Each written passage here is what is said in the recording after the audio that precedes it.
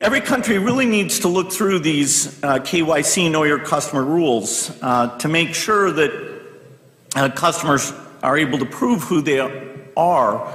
But of course, in many countries, you don't have any type of ID system.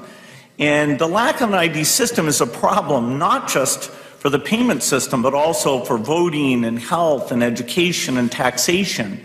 And so it's a wonderful thing to go in and create a broad identification system.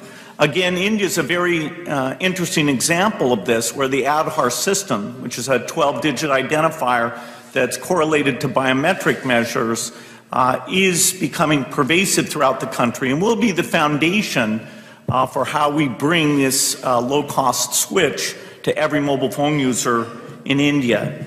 The same type of thing is happening now in Pakistan, and there's early beginnings of creating these ID programs in Africa as well. We expect to be able to use the ID so that when you show up for any government service, say you walk into a primary health clinic, we'll be able to take that bio-ID very quickly and bring up your electronic health record. Even if you've moved from one part of the country to the other, you will be well tracked and well served. Once you have that digital infrastructure, the whole way you think about government benefits can be done differently.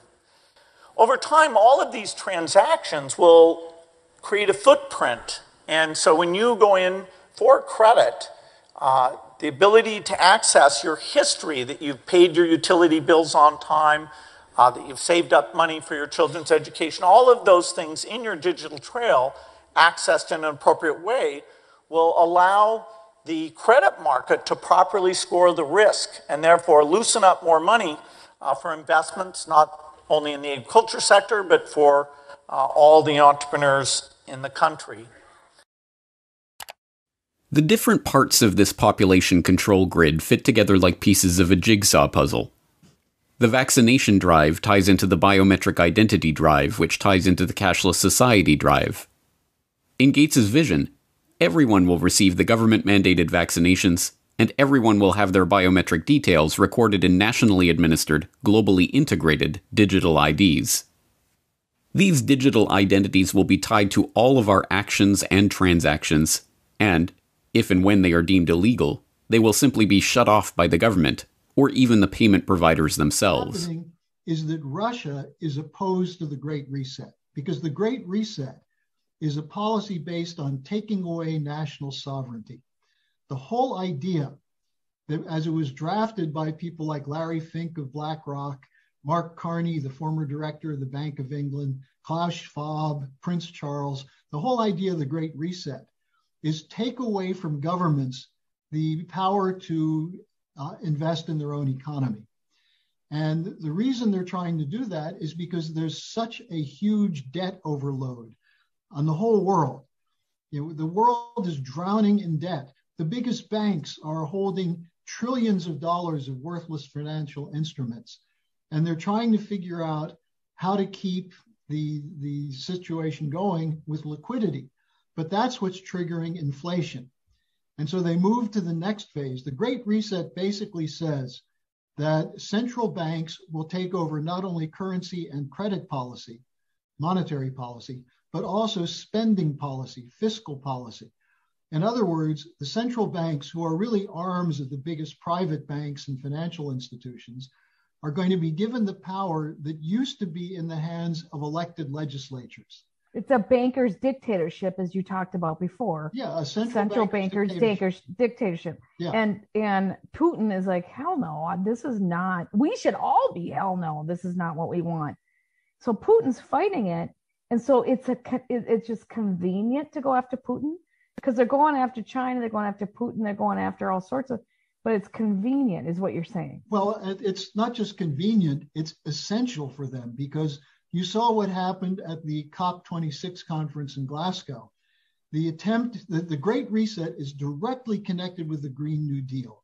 The idea that we're going to hollow out manufacturing, we're going to shut down energy efficiency, we're going to stop investing in advanced technologies, and we're going to turn the whole world basically into something that looks like sub-Saharan Africa. Consequently, the crisis has created momentum in many countries to implement new ID systems or have boosted the coverage and strengthened the capabilities of the existing ones.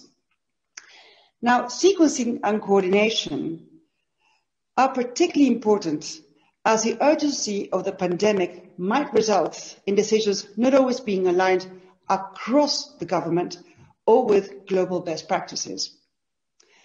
As countries look to make progress, they can start by recognizing that a whole of government approach helps ensure that all involved ministries and agencies share the same vision and commitment. Seeking technical assistance for system design from parties like ID4D, as well as learning from the experiences of other countries such as Peru, Estonia, and India at a very early stage would be key. To assist in planning, there are established international standards and best practices that can be built upon. These can help ensure that ID systems are implemented responsibly, with inclusion, privacy, and people needs front and center. It is important to think about ID systems outside silos. ID systems can achieve the greatest impact when they are interoperable and closely linked with other digital public goods. Some of these are critical for access, such as connectivity and agent networks. Others make markets work better for customers, including fair competition and interoperable payment systems. And some protect the financial system and its users, such as data privacy, cybersecurity, and consumer protection, not to ever forget the digital and financial literacy. ID systems, which are part of a stack of digital public goods, have helped individuals and businesses take advantage of the digital economy. And I hope that this investigation now, which is finished, it's totally finished, no collusion, no obstruction, I hope they now go and take a look at the oranges.